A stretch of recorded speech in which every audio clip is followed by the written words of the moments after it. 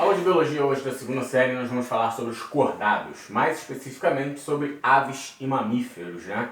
Eu vou pedir que vocês realizem os exercícios de fixação número 7, questão 31 a questão 50.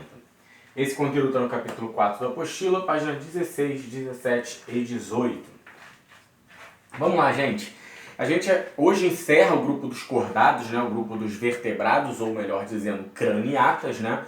Que a gente viu que o termo vertebrado ele é meio que errôneo, já que as vértebras surgiram depois do crânio evolutivamente, então a gente fala craniata, mais, digamos, corretamente. E aí, gente, a gente já viu peixes, anfíbios, répteis e hoje a gente vê aves e mamíferos, né?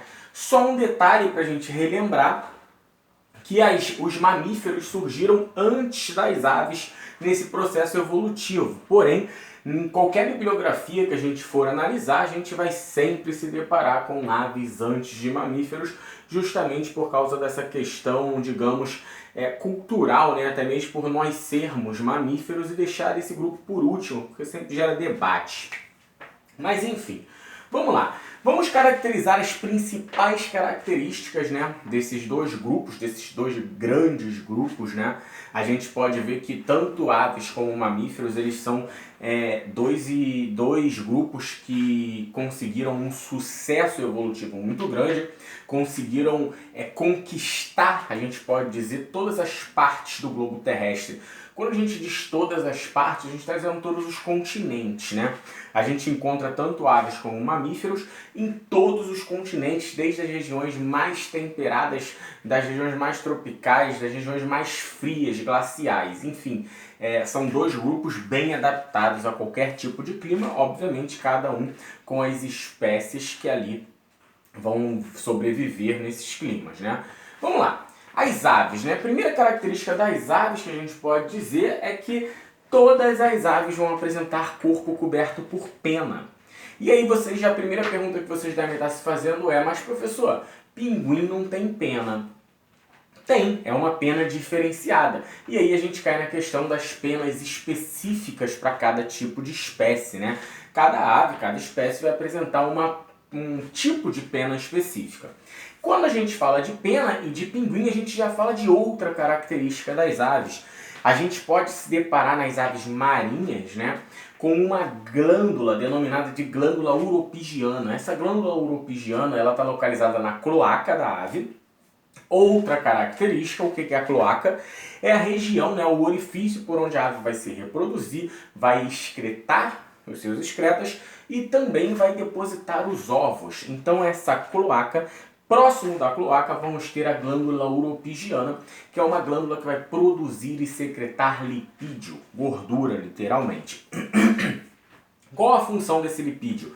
Muito comum a gente ver aves marinhas passando o bico na cloaca e depois nas penas, justamente para impermeabilizar as penas, para quando elas entrem na água, as penas não fiquem encharcadas e elas não fiquem pesadas e também acabam perdendo temperatura corporal. Então isso é uma característica típica de aves marinhas. Outra característica das aves é a presença de bico. E aí a gente vai observar bicos específicos para cada tipo de alimento. Bicos específicos para semente, para insetos ou carnívoros, como por exemplo as aves rapinas, como corujas, gaviões, águia, enfim.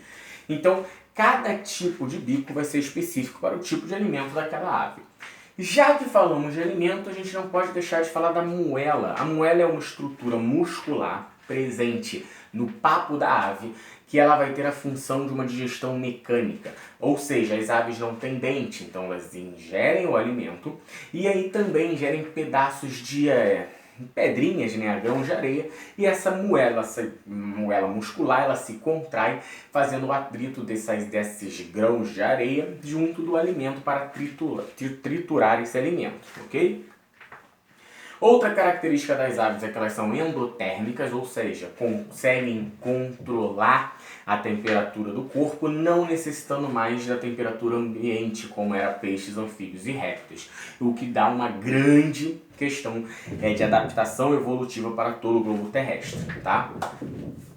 Sua reprodução vai ser sexuada, né, com troca de gametas, é uma reprodução, é uma fecundação interna e todas, sem exceção, são ovíparas, ou seja, todas elas botam ovos. E aí tem uma característica legal, ovos de casca dura, assim como dos répteis, tá? E as aves podem ser divididas em dois grupos, né, em relação ao seu voo, à sua locomoção. Em ratitas são aquelas que vão possuir o osso externo parecido com o nosso chato, elas não conseguem voar. E as carneiradas são aquelas que vão ter o osso externo em forma de quilha, elas já conseguem voar. Em relação ao voo, as aves vão ter o saco aéreo, né? O saco aéreo é uma bolsa que vai auxiliar na respiração e no voo. Vão ter musculaturas bem desenvolvidas, principalmente a peitoral para bater as asas. E o osso dessas aves é pneumático, ou seja, o osso é oco, beleza? Vamos lá, galera. E aí, quando a gente fala de mamífero, a gente tem algumas características também bem específicas. E o nome mamífero já cita uma das características. Presença de glândula mamária, produtora de leite. Todos os mamíferos terão. Professor, até o macho, nós, seres humanos, somos mamíferos e o homem, né? Ele tem glândula mamária, porém os machos têm menor quantidade de glândula mamária do que as fêmeas, beleza?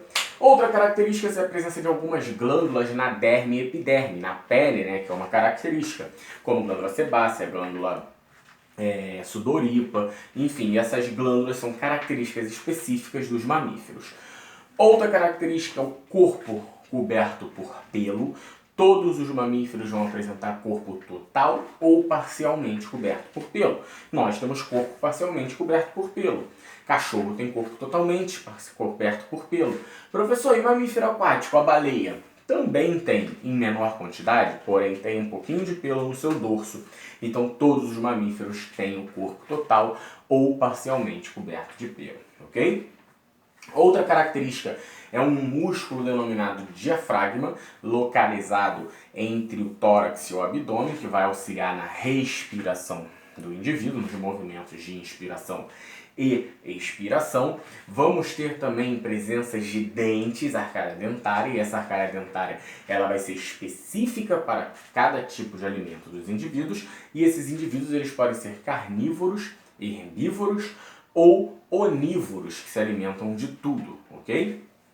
Os mamíferos, eles são, a gente pode dizer, que um grupo extremamente bem sucedido quando a gente fala de domínio do globo terrestre, devido à sua homeotermia, né? Eles são homeotérmicos, assim como as aves, então a gente consegue controlar a temperatura corporal. Então, por exemplo, se a gente estiver com a temperatura muito baixa, a gente não necessita ir para o sol para se aquecer, a gente consegue elevar a nossa temperatura corporal, assim como a gente também consegue baixar a nossa temperatura corporal. Então, tanto aves como mamíferos são homeotérmicos, beleza? Ou endotérmicos, os dois termos estão corretos. E aí, gente, em relação à reprodução dos mamíferos, eles são sexuados, com troca de gametas, com fecundação interna, tá? Mas a gente divide os mamíferos em 3 grupos quando a gente diz, quando a gente relaciona a questão do desenvolvimento embrionário, tá? E é muito interessante, vamos lá. São os monotremados, os marsupiais e os placentários. Vamos falar primeiro dos placentários, que somos nós, né? Os placentários é aquele grupo que é a imensidão dos mamíferos. A grande maioria dos mamíferos vão ser placentários, onde o desenvolvimento embrionário vai ser dentro de uma placenta, daí o nome placentários, dentro do útero. E aí a gente já sai formado viviparamente de dentro do útero da fêmea.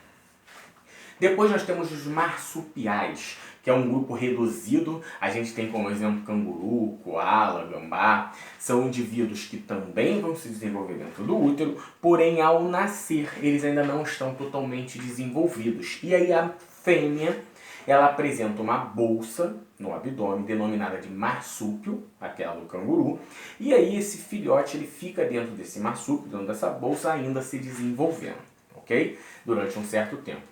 E terceiro e último, e muito curioso, são os monotremados. Os monotremados são representados apenas por ornitorrinco e ícdina, 2 indivíduos que vivem na Austrália e Nova Zelândia, e eles são mamíferos que são ovíparos, isso mesmo, que botam ovos, tá? tá? Eles não têm placenta, não têm marsúpio e eles literalmente botam ovos, assim como répteis e aves.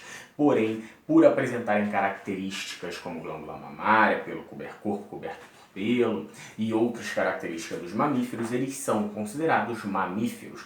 Porém, é um grupo denominado de monotremados, ou seja, porque botam ovos, ok? Galera, sabendo disso tudo, fica aqui o pedido da atividade devolutiva número 4 relacionado ao capítulo 4. Eu quero que vocês caracterizem todas as características morfológicas e fisiológicas, tá, dos grupos das aves e dos mamíferos, ok? Fico aguardando, muito obrigado, até a próxima.